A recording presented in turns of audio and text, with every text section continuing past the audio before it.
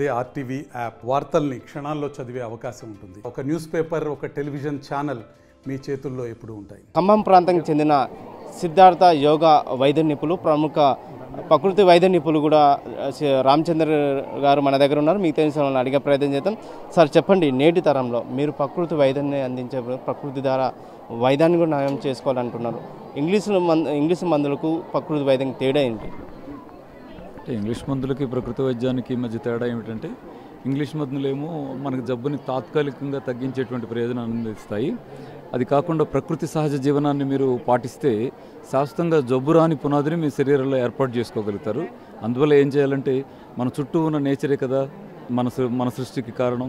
ఆ నేచర్లో ఉన్నటువంటి వివిధ రకాల జంతువులు ఎంత ఆరోగ్యంగా ఉంటున్నాయి, అలా ప్రకృతి సహజంగా జీవించడం ద్వారానే కదా అవి ఆరోగ్యంగా ఉన్నాయి. దాన్ని దృష్టిలో పెట్టుకొని సహజ విధానాలు ఆచరించడం ద్వారా జబ్బు రాని పొజిషన్ తెచ్చుకోవచ్చు.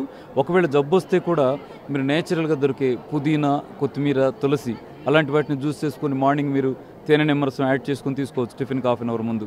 అలాగే మీకు మునగాకు దొరుకుతుంది, అద్భుతమైన ఔషధం అది. పలసగా మునగాకు రసం చేసుకుని దానిలో తేనె నిమ్మరసం కలిపి ఈవినింగ్ తీసుకోవచ్చు.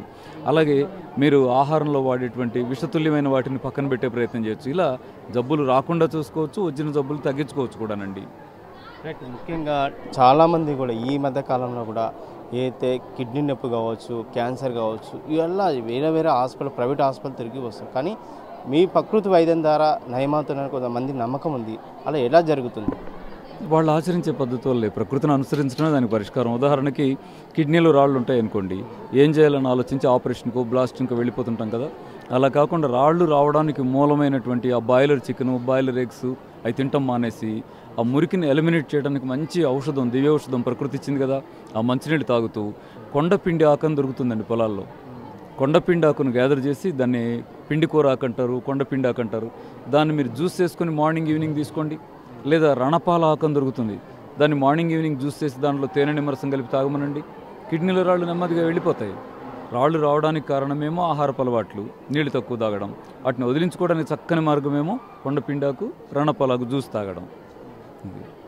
ముఖ్యంగా ఈ చాలా మధ్యకాలంలో కూడా ప్రైవేట్ ఆసుపత్రిలో కూడా చాలామంది అంటే వివిధ రోగాలు, ఇప్పుడు సీజన్ వ్యాధులు వస్తున్నాయి. ఈ నేపథ్యంలో ఎలాంటి జాగ్రత్తలు తీసుకోవాలి? మన ఇమ్యూనిటీని పెంచుకునే ప్రయత్నం చేయడానికి మన అందరి కన్నతల్లి ప్రకృతి ఇచ్చినటువంటి మంచి దివ్య ఔషధం గోధుమ గడ్డి జ్యూస్. మీరు గోధుమ గడ్డి 8 రోజుల వయసు ఉండేట్టుగా పెంచుకొని దాన్ని జ్యూస్ చేయడం తాగితే మీరు బాడీలో ఇమ్యూనిటీని నేచురల్గా బాగా పుష్ చేసుకున్న వాళ్ళు అవుతారు. ఒకవేళ హిమోగ్లోబిన్ బాగా లోపించి నీరసంగా ఉండి ఇమ్యూనిటీ తగ్గుతుందనుకోండి, మీరు క్యారెట్ బీట్రూట్ జ్యూస్ తాగండి.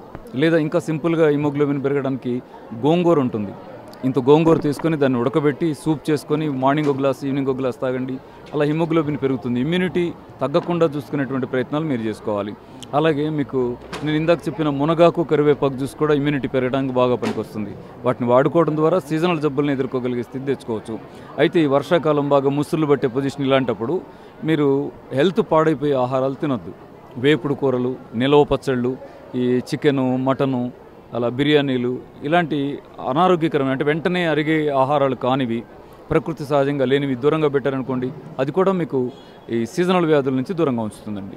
రైట్. ఉత్తమైన ఏదైతే ప్రకృతికి సంబంధించిన ఏదైతే ఉన్నావో అవి ప్రకృతికి సంబంధించిన ఆహార పద్ధతులు తినేటట్లయితే ఆరోగ్యానికి మేలు జరుగుతుంది. ముఖ్యంగా ఏదైతే ఇంగ్లీష్ వైద్యం కావచ్చు, ఇంగ్లీష్ మందుకు సంబంధించినవి కావచ్చు, ఆరోగ్యంగా ఇబ్బందులు కలిగించే వాటి సీజన్ వ్యాధుల్లో కూడా మీరు ఉపయోగించుకోకూడదు. అలాగే ప్రకృతి వైద్యంకి సంబంధించిన ఆకుకూరలు ఏవైతే ఆకుకూరల ద్వారా తిని ఆరోగ్యంగా ఉండవచ్చు అని చెప్పి ప్రముఖ ఏదైతే ప్రకృతి వైద్య నిపుణులు రామచంద్ర గారు తెలియజేసిన పరిస్థితి కనిపిస్తుంది. వీడియో జర్నలిస్ట్ సింగరెడ్డితో రామకొండ, ఆర్టీఎం, మహబూబ్ నగర్. మరిన్ని వీడియోస్ కోసం ఛానల్ ని సబ్స్క్రైబ్ చేయండి. లేటెస్ట్ అప్డేట్స్ కోసం వాట్సాప్ ఛానల్ ని ఫాలో చేయండి. అండ్ లింక్ డిస్క్రిప్షన్ లో ఉంది.